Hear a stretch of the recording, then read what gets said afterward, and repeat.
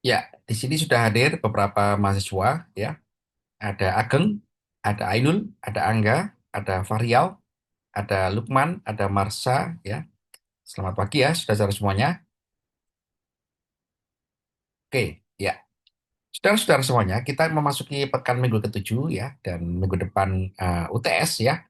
Tentu nanti akan saya jelaskan konsep daripada UTS ya, secara singkat ya, supaya nanti Anda menyiapkan diri dengan baik ya. Nah, kita lanjutkan materi kita, saudara-saudara ya. Oh ya, di sini ada yang juga chat ya. Oke, selamat pagi Ageng ya, Ainul ya, makasih ya. Kemudian juga ada teman kita yang lagi sedang bekerja ya, sambil bekerja lembur ya. Oke, selamat bekerja ya untuk teman-teman yang lembur ya, dan tetap Anda mengikuti perkuliahan dengan baik. Saudara-saudara, di dalam jaringan komputer yang paling penting itu adalah mengirimkan data ya. Jadi mengirimkan data digital ya. Data ini bentuknya adalah digital, tentu secara fisik dia adalah sinyal ya, sinyal digital ya. Sinyal digital dalam berbagai macam bentuk ya. Bisa katakanlah bisa cahaya ya, cahaya dalam laser atau LED ya. Kemudian juga bisa gelombang elektromagnetik ya. Bisa juga katakanlah inframerah. Nah, jadi dia adalah sinyal fisiknya adalah gelombang elektromagnetik dalam berbagai macam spektrum ya. Tentu kalau kita saat ini menggunakan WiFi, berarti kita menggunakan itu gelombang elektromagnetik microwave ya. Sinyal digital kita ada di situ. Nah, sinyal digital itu adalah merupakan representasi data, data yang dikirimkan di dalam jaringan komputer. Nah, gitu ya.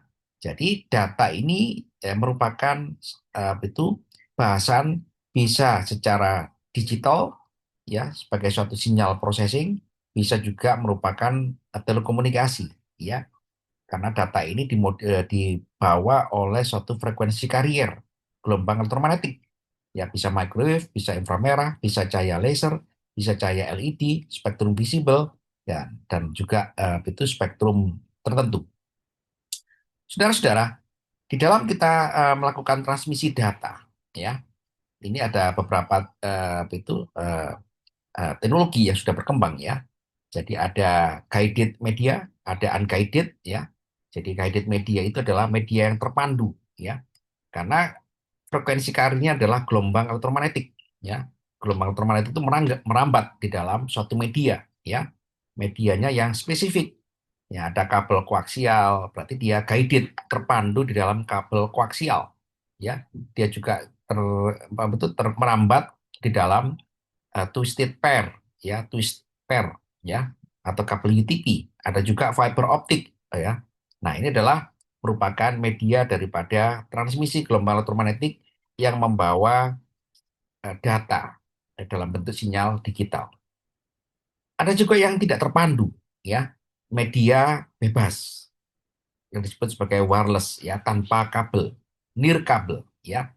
Jadi dia menyediakan suatu skema ya, transmisi gelombang elektromagnetik secara tidak terpandu, dia bebas ya. Jadi karena dia tidak terpandu ya kan, guided and unguided ya, itu memiliki suatu kelebihan dan juga kekurangan ya. Tapi kedua-duanya saling melengkapi. Kemudian juga ada direct link ya.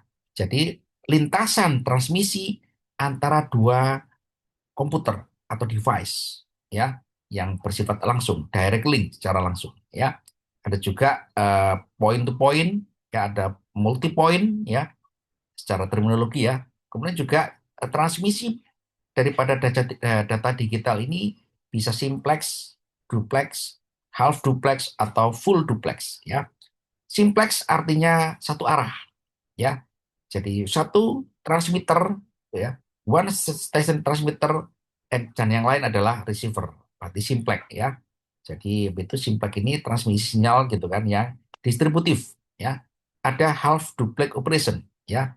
Kedua itu station ya sama-sama mengirimkan sinyal, tapi yang pada saat waktu.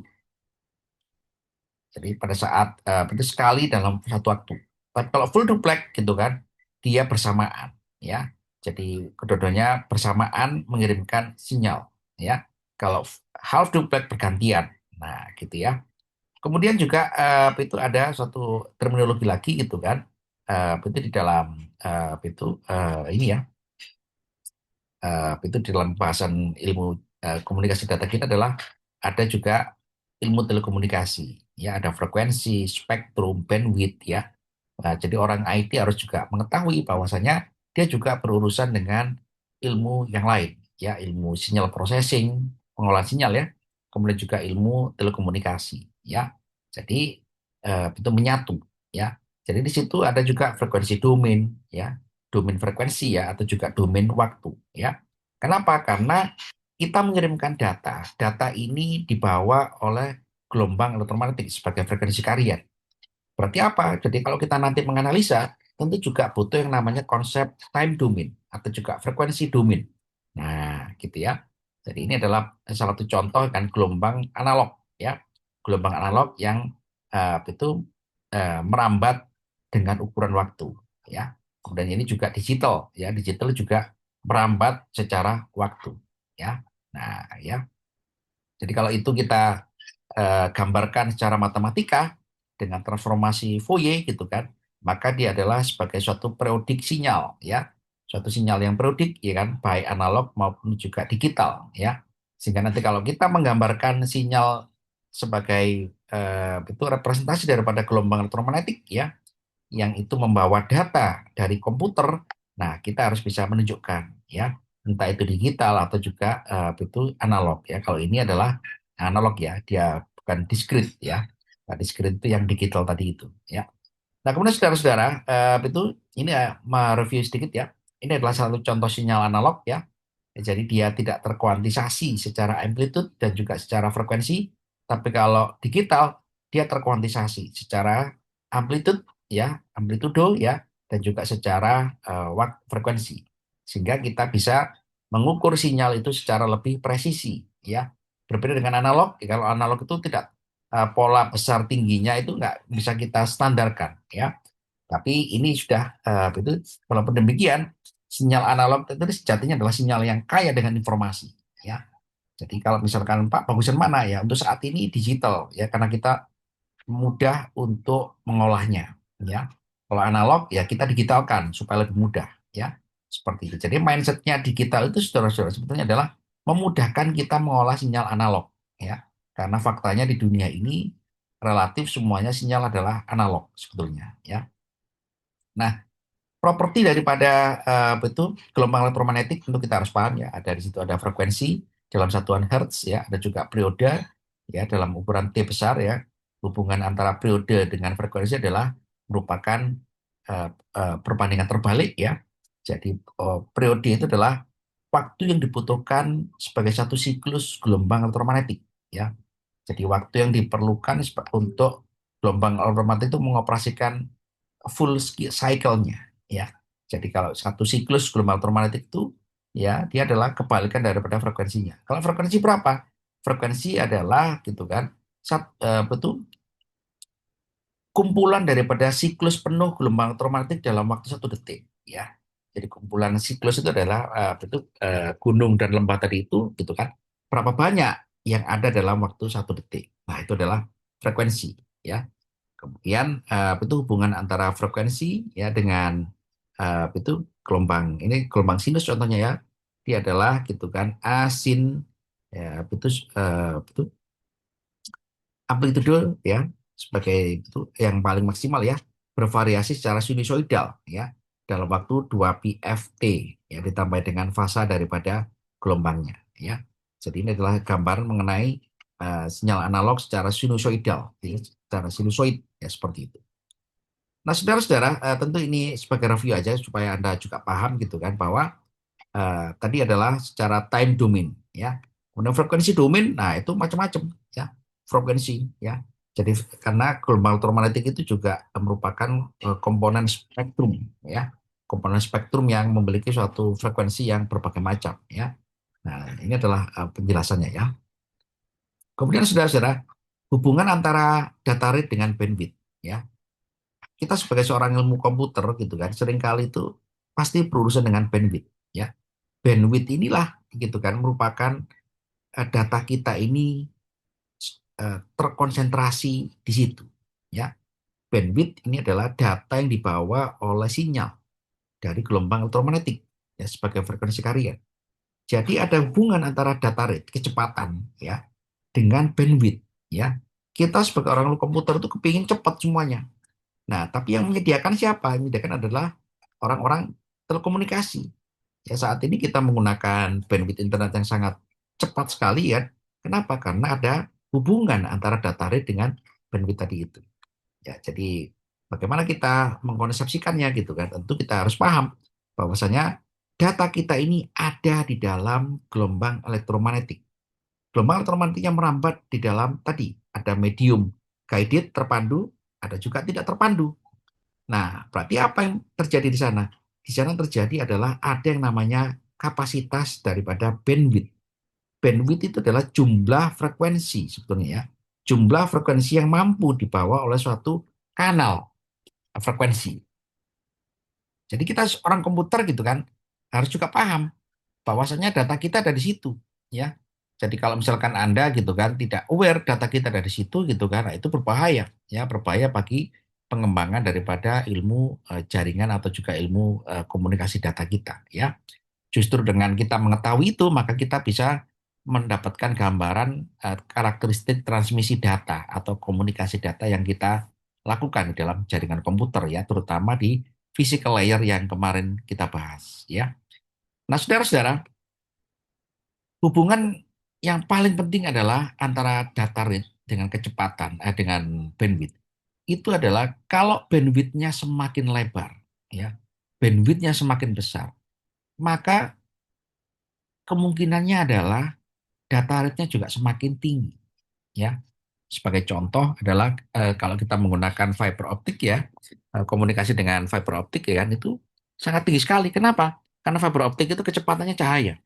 Ya, frekuensi yang digunakan di dalam fiber optik adalah frekuensi daripada dari cahaya laser. Laser itu gitu kan menggunakan frekuensi yang sangat tinggi sekali, ya.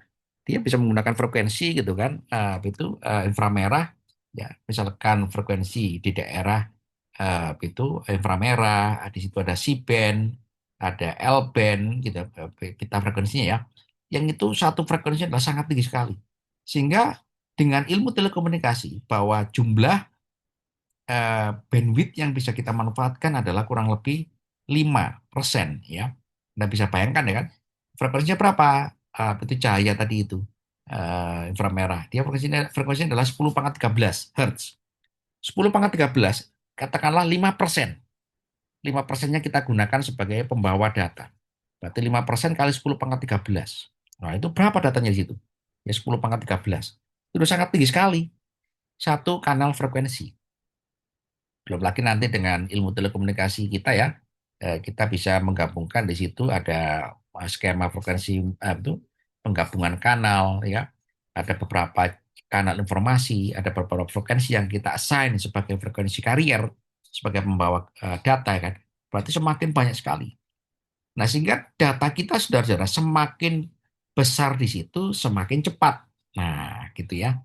Jadi bandwidth itu menunjukkan kemampuan daripada suatu data rate, ya. Jadi data rate ini bandwidth, ya, bandwidthnya 4 MHz gitu kan. Data rate-nya berapa? 2 Mbps, ya. Case 2 adalah 8 MHz, bahkan setengahnya, ya, 4 Mbps, ya. Jadi kita ambil 50%-nya, ya. Jadi dengan cara seperti ini, saudara-saudara, kita mengetahui bahwa data kita itu ada di dalam modulasi gelombang elektromagnetik. Ya, jadi kalau kita mau mengekspansi kemampuan data kita gitu kan, tentu kita harus menyediakan alokasi bandwidth yang sangat besar. Karena nggak mungkin kalau Anda kepingin cepat, tapi bandwidth-nya sangat sedikit. Nah, gitu, ya. Jadi resource sumber daya bandwidth ini, saudara-saudara, sangat menentukan bagi kecepatan data rate. Nah, gitu, ya. Sebaliknya kalau kita kepingin data rate yang tinggi, maka kita juga harus merancang gitu kan skema komunikasi data kita ini berada dalam jalur kanal frekuensi dengan bandwidth yang sangat besar sekali, ya, seperti itu. Halo, saudara, paham ya kira-kira, ya? Halo. Siapa? Nah, Paham. jadi Pak, data kita itu digital, Pak. Iya, betul. Digital itu kalau sudah merambat, kalau sudah dibawa oleh gelombang elektromagnetik, digital seperti ini ya. Ini adalah bentuk bits ya, information gitu ya dari komputer kita ya kan. Misalkan adalah dia adalah 101 ya ya. Sorry. Cara bacanya adalah dari sini ya, dari kanan ya. 1 1 0 1 1 1 1 ya kan sampai 01. Jadi dia apa itu dari MSB sampai ke LSB ya. Kemudian dia merambat ya kan dibawa oleh gelombang elektromagnetik ya. Nah, apa yang terjadi saudara? Yang terjadi adalah kurang lebih seperti ini ya. Jadi gelombang elektromagnetik kita ini ya dalam bentuk siklus gelombang ya, dia membawa data digital kita. Loh Pak, kok kotanya nggak kelihatan Pak kotanya ya. Nah, ini adalah merupakan satu contoh pemahaman gitu kan bahwa kalau kita gitu kan membawa betul data digital kita ini ya di dalam modulasi gelombang elektromagnetik ya, yang terjadi adalah bukan lagi kotak seperti ini. Kotak ini adalah arus listrik ya, voltage ya, voltage digital ya, 0 dan 1, 5 volt dan 0 ya polanya. Karena dia adalah biner ya, biner itu kan representasi daripada voltage antara 5 volt dan 0 volt ya. Jadi data digital kita ini secara fisik ya bentuknya dia adalah analog sebetulnya. Analog gelombang elektromagnetik. Sesuai dengan bandwidthnya. Di sini ada bandwidth 500, bandwidth 100, tergantung ini ya. Data digital kita ini gitu kan yang tadi saya sebutkan dengan 1 1 0 1 1 1 1 0 1 ini kan kalau dibawa oleh frekuensi gitu kan 500 Hz, 900 Hz, 1300, 1700 ya kan.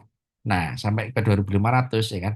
Nah, saya tanya kepada Anda, apa bedanya data bit ini ya dibawa oleh ada frekuensi rendah 500 Hz, ada dibawa oleh frekuensi yang tinggi 4000 Hz. Apa saudara bedanya? Coba lihat. Apa bedanya? Gelombangnya, Pak. Ya. Nah, betul. Gelombangnya, Pak. Gelombangnya bagaimana polanya? Kalau di bawah frekuensi rendah, coba Anda lihat. Dia lebih rapat gelombangnya, Pak. Nah, boleh bagus. Lebih rapat. Ya. Ada lagi? Coba amati. Ini data digital kita ya. Data digital kita dari komputer. Kalau sudah di bawah gelombang elektromagnetik, ya, dari frekuensi rendah sampai frekuensi tinggi, ya kan? Pertanyaannya adalah mana yang lebih mendekati? Frekuensi rendah atau frekuensi tinggi? Halo, Frekuensi rendah, Pak, itu, Pak. coba Anda, frekuensi rendah coba cek. Nah, ini nol, ya. Bentuknya adalah seperti ini, ya. Kemudian kalau di bawah frekuensi paling tinggi, nah bentuknya seperti ini. Nah, gimana kira-kira? Ya, ya. Yang lebih mendekati berarti yang tinggi, Pak. Betul sekali, ya, mendekati yang itu yang tinggi sekali, ya representasinya kan ya. Nah, ya, gitu ya, ya gitu. Nah, ini contoh aja ya. Itulah hubungan antara bandwidth dengan data rate. Ya, kalau bandwidthnya tinggi, frekuensi juga harus tinggi frekuensinya. Jadi kita orang komputer itu kadang sebagai orang yang paling cerewet ya, kita minta performa jaringan itu sangat tinggi, sangat bagus. Tapi kita juga harus tahu frekuensi apa yang harus kita gunakan ini. Berapa kemampuan daripada kanal informasi yang dibawa oleh gelombang elektromagnetiknya. Nah, itu ya. Jadi itu menjadi satu pengetahuan basic ya. Kita mau mengekspan jaringan ya. Oke, kita lanjutkan. Itu orang mengirimkan data itu termasuk juga dalam berbagai macam bentuk ya. Itu ini adalah gambaran dulu gitu kan orang melakukan komunikasi data ya secara one way ya. Di situ ada radio, FM, AM gitu ya. Itu one way communication ya. Jadi zaman dulu ya tentu kalau kita ngirim apa itu mengirimkan apa itu eh, data dalam bentuk analog ya, entah itu musik, entah itu suara telepon ya atau juga video televisi zaman dulu itu adalah merupakan frekuensi yang relatif rendah ya dan data di bawah adalah analog ya dan juga datanya juga sangat itu kecil sekali ya dalam ukuran katakanlah sisi digitalnya ya. Tapi kalau zaman sekarang sudah saudara semua sudah digital ya. Bandwidth-nya juga sangat besar gitu ya. Datanya juga sangat tinggi sekali ya. Sehingga apa yang terjadi saudara? Yang terjadi adalah kalau zaman dulu noise itu sangat tinggi ya, gangguan sinyal itu sangat besar sekali. Tapi dengan skema digital kita kan, noise yang hitam ini bisa kita tekan, ya. Sehingga kualitas kalau kita televisi digital sekarang kan bagus ya, berbeda dengan zaman dulu yang analog ya kan. Kenapa? Karena noise-nya ditekan. Noise tetap ada, gangguan tetap ada. Kenapa gangguan tetap ada? Karena pembawa data itu adalah gelombang elektromagnetik. Gelombang elektromagnetik itu tadi merambat di unguided, dia juga merambat di guided, ya. Kalau unguided, Pak, ini udah pakai fiber optik, tetap ada noise. Pak, ini merambat di kabel UTP, tetap ada noise. Pak, ini pakai menggunakan gelombang, ya, tetap ada noise, koaksial. Pak, ini menggunakan wireless, apalagi wireless, wow, noise semua itu. Ya, kenapa? Karena gelombang elektromagnetik merambat, ya kan, menyebar ke segala arah. Di situ ketemu debu, ketemu berbagai macam benda yang mengakibatkan terjadinya interaksi antara gelombang elektromagnetik dengan medium atau benda-benda yang dilewatinya. Sehingga itu nggak bisa kita gambarkan secara ideal ya. Jadi dia bentur sana, terpantul di sana, ya kan. Jadi fenomena perambatan gelombang elektromagnetik tadi itu mengakibatkan adanya gangguan propagasi sinyal atau gelombang elektromagnetik. Kalau diganggu, nah yang hitam ini tinggi sekali, gitu ya. Nah, tapi jangan khawatir gitu kan, tetap ada teknologinya untuk bisa mengatasi dari sisi transmitter maupun juga dari sisi receiver seperti itu. Nah, saudara-saudara, apa itu di dalam kita ini apa itu penjelasan secara singkat aja ya, oke ya. Nah, ini adalah apa itu contoh gitu kan, sinyal digital pada saat dikirimkan. Ya, kalau dia perfect kotak ya secara sinyal elektrikal ya. Begitu kita terima ya dari gelombang elektromagnetik yang membawa sinyal digital ini gitu kan, bentuknya udah berubah. Nah, ini ya. Nah, inilah satu contoh betul karakteristik gelombang elektromagnetik waktu dia membawa sinyal digital. Loh, Pak, kok nggak sama, Pak? Itu kan kotak, Pak Uju, dari transmitternya. Kok di receiver seperti ini? Nah, memang ini yang terjadi. Ya, ini belum lagi, ini baru penuh atenuasi, pelemahan sinyal. Belum lagi ada noise-nya ya, noise yang mengganggu di apa itu di dalam apa itu sinyal yang kita terima ini secara digital. Nah, ini juga merupakan apa itu salah satu ilmu ya, data komunikasi kita ya, bahwa data komunikasi kita itu sebetulnya merupakan hasil pengolahan data yang telah mengalami gangguan, telah mengalami perubahan. Nah, gitu ya. Jadi apa itu kalau kita saat ini menerima sinyal ya, secara Zoom dengan menggunakan WiFi di rumah kita masing-masing, itu sudah merupakan bentuknya adalah tidak sama waktu kita kirimkan. Ya, dia ada satu perubahan. Yang perubahan itu tentu nggak bisa kita hindari, tapi bisa kita tekan, ya, bisa kita recovery. Nah, itulah nanti di dalam jaringan itu, di dalam di physical layer gitu kan, ada teknologi recovery, ya, perbaikan sinyal, ya, supaya di physical layer supaya bisa dibaca oleh protokolnya mengenai format datanya yang seperti kemarin kita jelaskan tadi itu, ya. Setelah kita lanjutkan, ya. Halo. Nah, ya. Jadi kalau kita ngetik menggunakan keyboard, ya, keyboard itu adalah merupakan betul inputan sinyal digital, ya, yang nanti akan kita kirimkan ke dalam jaringan, ya. Jadi kalau misalkan Anda ngechat ya, chat di dalam Zoom ini gitu kan, atau juga kita melakukan vicon seperti ini gitu kan, itu adalah data digital, ya. Suara saya masuk ke dalam komputer, ya, video saya masuk dalam komputer itu digital semuanya. Ya, semua sinyal digital itu memiliki suatu suatu bentuk, ya, ada bentuknya ya di dalam ilmu data komunikasi kita. Ya, kemarin kita jelaskan ya, ada NRZ, non return to zero, ada formatnya ya. Jadi pengertiannya adalah format ya. Format itu adalah bentuk sinyal digitalnya ya. Kalau yang paling basic adalah on off keying ya atau OOK ya, on off keying. Jadi dia simple 0 1. Nah, udah gitu ya.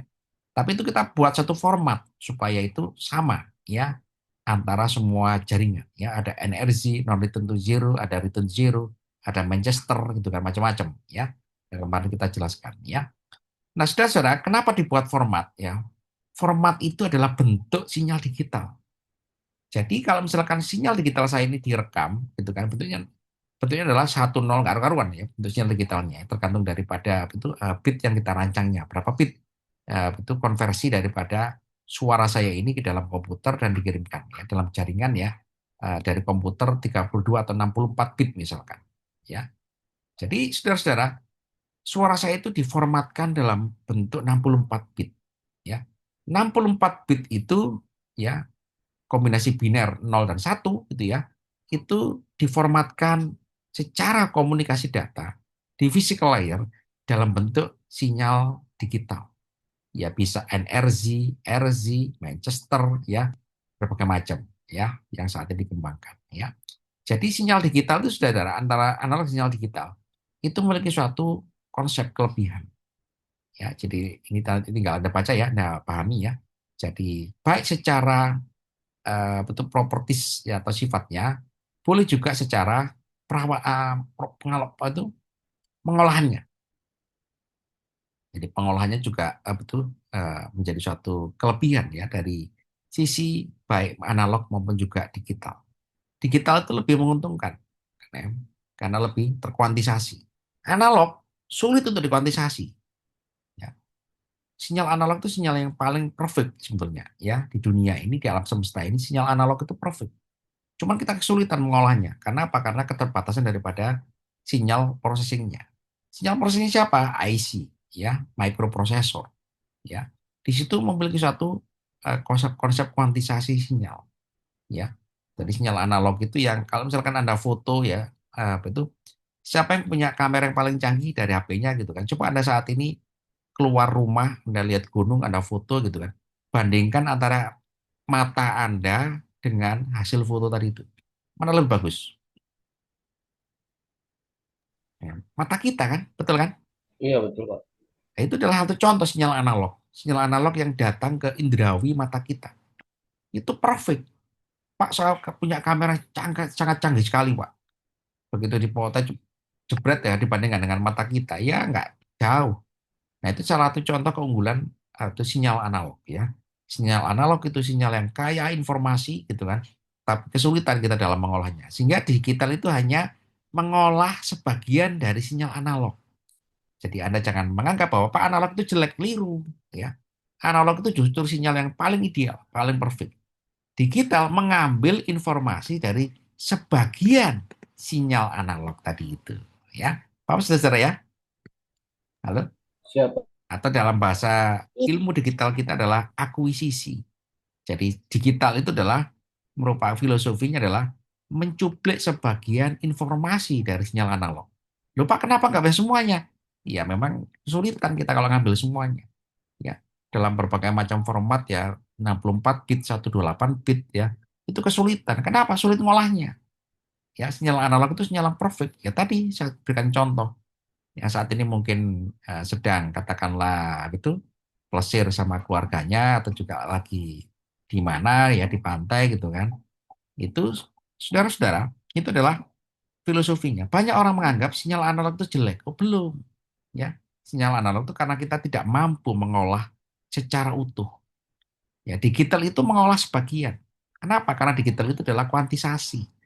Ya, dikuantisasi, dibatasi. Ya, tidak bisa kita bisa mengolah semuanya. Nah, gitu ya. Intinya di situ intinya ya secara filosofi ya. Anda bisa baca sendiri nanti ya.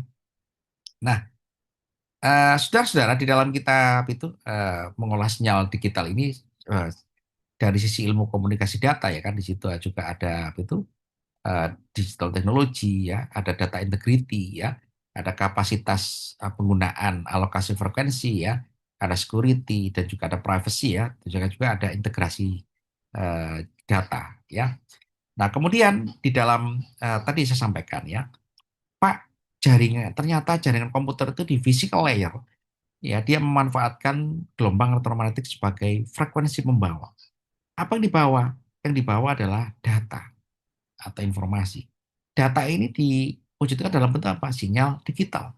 Nah, sinyal digital ini ya yang dibawa oleh gelombang elektromagnetik ini, kita tentu tahu gelombang elektromagnetik itu berinteraksi dengan mediumnya, ya. Baik mediumnya terpandu maupun tidak terpandu, tetap berinteraksi. Apa yang terjadi gitu kan? Terjadi adalah di situ ada namanya distorsi dan pelemahan, ya, gangguan dan pelemahan. Ada juga delay, ada juga noise, ya, frekuensi yang terbawa, ya. Jadi noise ini adalah frekuensi tinggi, frekuensi yang lebih tinggi daripada frekuensi karirnya yang bersifat mengganggu, ya. Nah, itu juga sama-sama kita terima. Atenuasi sebagai pelemahan sinyal gitu ya, antara dua titik ya, antara dua node ya, dua node dalam jaringan itu juga terjadi, ya.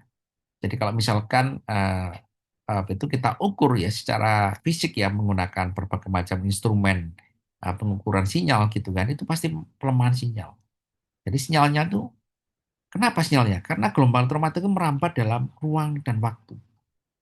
Nah, ruang ini ya saudara-saudara, ruang dan waktu, baik itu guided maupun unguided, ya kan, itu bisa bersifat menyerap gelombang elektromagnetik. Gelombang elektromagnetik itu terserap oleh lingkungannya, oleh ruangnya, ya. Jadi nggak ada gelombang elektromagnetik. Kenapa? Karena gelombang elektromagnetik adalah energi, energi yang merambat, tidak ada yang konstan. Sehingga apa? Sehingga semakin jauh dari sumbernya, yang terjadi adalah semakin melemah. Apa yang melemah? Kekuatan daripada gelombangnya. Apa kekuatan gelombangnya? Intensitasnya. Intensitasnya apa? Berarti pelemahan si sinyal. Nah, apa yang terjadi pada sinyalnya yang dibawa oleh gelombang elektromagnetik adalah pelemahan sinyal digitalnya atau juga analognya tadi itu. Ya, nah, paham saudara ya? Halo. Siapa? Siap. Nah, ya kemudian juga ada delay, ya. Pak, data digital kita itu dibawa oleh gelombang elektromagnetik. Data digital kita itu kalau gelombang elektromagnetik mengalami pelemahan, apa terjadi? Terjadi kelambatan. Kalau keterlambatannya numpuk satu sama lain, apa terjadi? Yang terjadi adalah ya, ISI, ya, intersimbol interferensi, ya, ISI, ya, intersimbol interference, ya. Jadi ini terjadi. Kenapa? Karena kita memiliki format sinyal 64 bit ya datanya. Kemudian itu kombinasi adalah satu nol, nggak ada sampai 64 bit ya, dari LSB sampai ke MSB ya, dari least significant bit sampai ke most significant bit ya. Kemudian dalam berbagai bentuk format ya TCP/IP yang kita bahas kemarin. Pak, kalau bertuburkan Pak sinyal data digitalnya bisa nggak? Bisa. Itulah terjadi namanya intersimbol interferensi. Ya kenapa? Karena tidak bisa dibaca dari penerima ini nol atau satu. Nah, gitu ya, itu akibatnya ya. Sehingga mengakibatkan dalam jaringan itu lambat, error ya, dan macam-macam ya secara network performance ya. Nah, ini adalah salah satu contoh gitu kan adanya dampak daripada atenuasi ya. Atenuasi itu mengakibatkan penurunan ya, penurunan daripada data yang kita peroleh ya. Oke, selanjutkan. Noise. Noise itu apa bentuknya? Ya, secara gelombang elektromagnetik. Di situ ada thermal noise, ada modulation noise, ada crosstalk, ya, ada impulse noise. Ya, thermal noise ini ya bisa kita gambarkan sebagai itu adanya thermal agitation of electrons. Ya, jadi biasanya disebut sebagai white noise. Ya, jadi thermal agitation. Ya, jadi medium itu saudara-saudara. Ya, pasti merupakan kumpulan dari berbagai macam bentuk partikel dalam bentuk molekul ya, dalam bentuk atoms ya. Walaupun dia adalah udara, dia berarti molekul udara. Udaranya gitu kan mengalami fluktuasi daripada suhu di situ. Nah, suhu itu akibatnya apa? Akibatnya adalah energi elektron meningkat. Kalau energi elektron meningkat gitu kan, dia juga berpengaruh kepada frekuensi gelombang elektromagnetik yang melaluinya. Nah, itulah terjadi namanya thermal agitation of electron ya, yaitu baru udara yang fluktuasi suhunya meningkat, belum lagi benda-benda yang lain. Nah, akibat kenapa? Ya, kita sebut sebagai white noise. Lupa, memang kita bisa menggambarkan secara presisi. Betul, memang kita tidak bisa menggambarkan secara presisi. Kita hanya bisa menggambarkan secara amount, ya, ukuran secara umum, ya, amount rata-rata atau amount secara betul secara betul secara ini ya ruangan ya seperti itu ya. Sehingga white noise itu kan bisa kita gambarkan sebagai nol n0 ya, n0 sebagai ada kita gambarkan sebagai terkuantisasi secara Boltzmann constant ya 1,38 kali 10 pangkat 23 Joule Kelvin ya. Jadi inilah ya kan pengaruh daripada contoh pengaruh daripada apa itu medium kepada gelombang elektromagnetik ya. Kenapa? Karena mediumnya itu ada merupakan pengaruh suhu. Yang suhu itu berpengaruh pada molekul. Molekul itu menggetarkan elektronnya. Elektronnya gitu kan. Nah, tadi gitu kan ya mengakibatkan menginduksi gitu kan energinya kepada gelombang elektromagnetik yang dilaluinya. Nah, itu ya. Sehingga apa? Sehingga terjadilah yang disebut sebagai gangguan noise ya, distorsi. Ini bentuknya apa? Bentuknya macam-macam bentuknya ya. Kalau Anda melihat menangkap foto gitu ya, fotonya gitu kan, bentuknya itu banyak noise-nya, banyak apanya gitu kan. Jadi pengertian noise itu adalah saudara-saudara, kadang tidak kelihatan, kadang juga kelihatan ya. Jadi kalau kita mau melihat white noise ini ya memang kita harus melihat sinyalnya secara fisik dengan alat ukur. Pak, saya motret ya kan ketutup kabut. Nah, itu bukan noise gitu kan. Karena memang itu benda yang melalui dari satu objek. Nah, bentuk noise-nya kan yang mana? Itu harus kita ukur ya. Jadi bentuk noise ini kan supaya lebih fair, lebih jelas, memang harus kita lakukan pengukuran ya. Oke, kemudian juga ada yang namanya modulasi noise ya, ada frekuensi lain yang masuk ya. Jadi kalau misalkan kita menggunakan frekuensi carrier microwave, ada gelombang frekuensi microwave lain yang masuk gitu ya. Nah, ada juga crosstalk ya. Bertemunya dua frekuensi pembawa yang sama-sama bawa sinyal bertukar ya. Jadi pertukaran data ya. Kenapa? Karena ada pertemuan dua frekuensi gelombang elektromagnetik ya yang sama-sama membawa data dari jaringan ketemu ya akhirnya terjadi crosstalk ya. Ini kita juga sebut sebagai interferensi ya. Ada juga impulse noise ya. Jadi impulse noise ini gitu kan itu eh, sifatnya adalah irregular ya. Irregular tidak teratur ya kadang ada kadang enggak gitu kan. Yang kita sebut sebagai apa itu electromagnetic disturbance ya. Gangguan elektromagnetik seperti petir ya. Kemudian juga ada kegagalan sistem ya. Jadi kalau kenapa ya itu di dalam apa itu pesawat ya terbang ya kan itu dipasangi penangkal petir di semua sudut-sudutnya ya pada beberapa titik ya. Kenapa? Karena supaya tidak mengganggu komunikasi data antara pesawat dengan menara dari suatu bandara ya. Nah, saudara-saudara, inilah data digital kita ya. Dari satu sampai ke satu dari MSB sampai ke LSB ya. Bentuk sinyalnya secara terukur secara elektromagnetik, secara voltage ya tegangan listrik adalah yang biru ini ya. Kemudian sinyal noise-nya adalah seperti ini. Nah, kemudian kalau sinyal ya, sinyal ini yang biru ini ya ketemu dengan noise, apa terjadi secara? Nah, yang ini. Nah, ya. Halo. Siapa? Iya, Iya, Pak. Nah, Ya, Pak. inilah bentuk komunikasi data yang sebenarnya terjadi secara terukur ya. Coba Anda lihat ya gabungan antara sinyal dengan noise. Kelihatan sinyal digitalnya menurut Anda? Coba Anda bayangkan. Ini kelihatan sinyal birunya dengan di sini. Tidak, Pak. Nah, ya kan itu betul. Sehingga sinyal digital kita ini sudah bentuknya sudah berubah. Kenapa? Karena noise ini. Ya. Kalau Pak, kalau gitu sinyal digital kita rusak dong. Iya, betul. Rusak ya. Tapi ada cara memperbaikinya. Ya, recovery-nya di physical layer. Ya. Nah, ya, baru ini kita sampling. Sinyal plus noise ini harus kita sampling, kita pisahkan. Mana sinyal digitalnya, mana noise-nya. Sehingga kita bisa mendapatkan data yang kurang lebih sama. Ya.